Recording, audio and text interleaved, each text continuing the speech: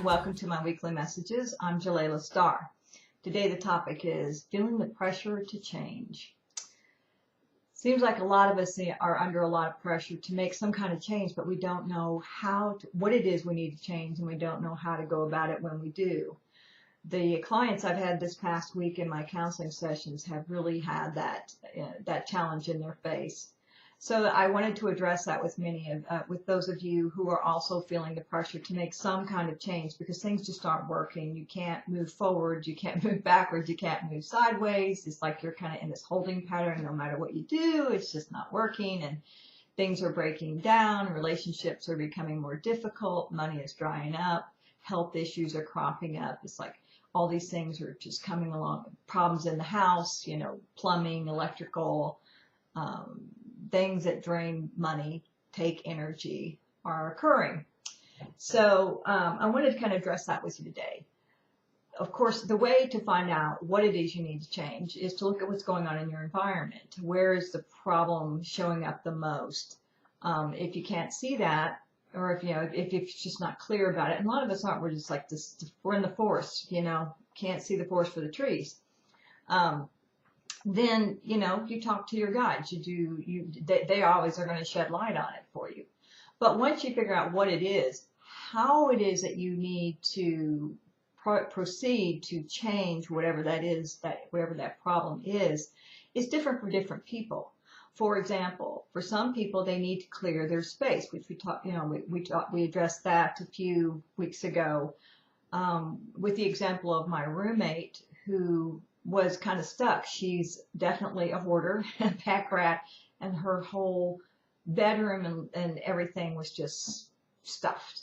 So when we went in there and we cleared things out, what happened was not only did she had been trying to get back to Ireland to see her boyfriend, whom she hadn't been able to get back to for 3 years because she couldn't get time off from work.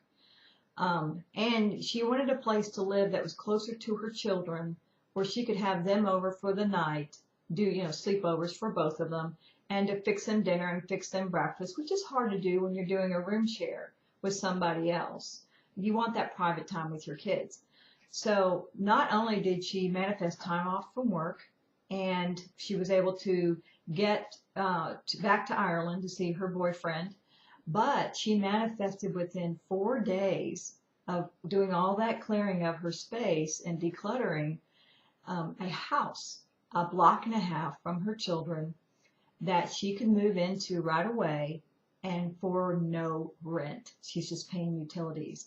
It came up as a result. She manifested as a result of one of her friends had her father died and left his house to the family, but no one needed it. So it was going to be in probate for a while. So she said, you can live in it for, we have no desire to sell it right away, so you can live there for a year. And so all she's doing is paying utilities. I mean, what could be better than that? So that's the proof that when you clear your space, your physical space, and declutter, you allow new opportunities to come in, because the universe abhors an empty space. Okay, so what are some other ways that you have to clear?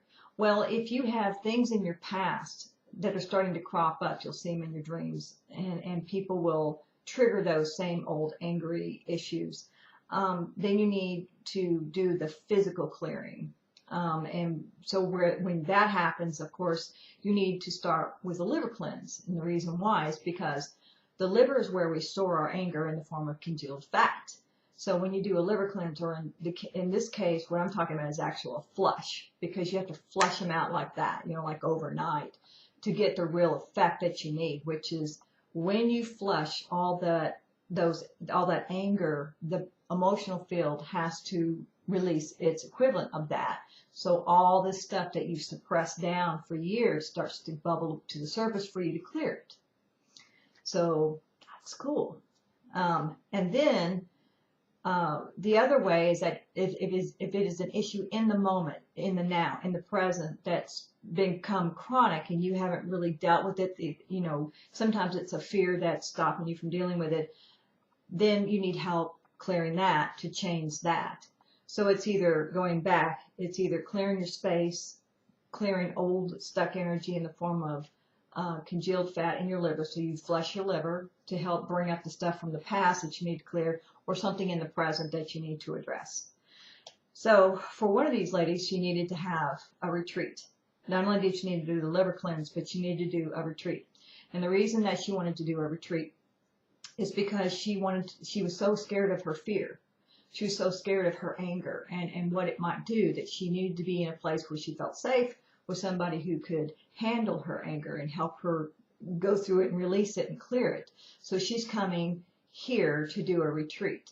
And this is the best time of year because the gardens are growing, the flowers are blooming, you know, it's warm here, we can sit outside on the deck, and most of my work, most of our emotional clearing work is actually done outside in the gardens.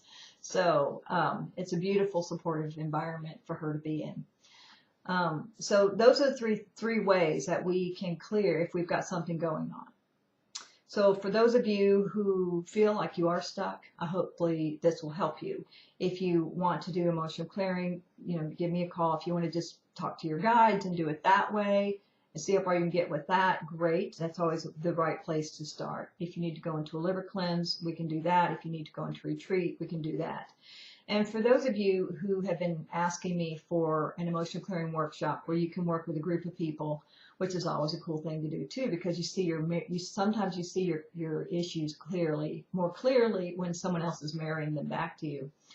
I'm open to doing that again. So give me a call or drop me a line if you feel like that might be something you want to do, and I'll schedule it for some time for the end of May. Okay, so that's it for this week. Have a great week. Talk to you.